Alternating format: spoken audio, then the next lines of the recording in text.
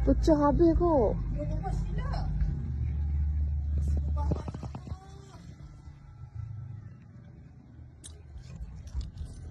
Habis semua rumah kami. Kat rumah, kita bagi wave lalu ya. Sebab dia kami kat sana pun kami melutut. Ada yang baring pun ada. Kami tak berdiri. Tadi kan jadi wave dalam. Ya. Tak tahu lah yang atas tadi yang ni perangkat tu. Untuk penduduk sekitar ni kami cadangkan, kami bagi cadangan kami kita adu ketika rumah pun tingkap mana buka kita buka semua. Mana kita buka semua jangan kereta pun sekali. Kereta pun sekali. Habis letup tak apa lah. Kita nak lepas yang tu ya. 3 kali ganda silap tadi sikit.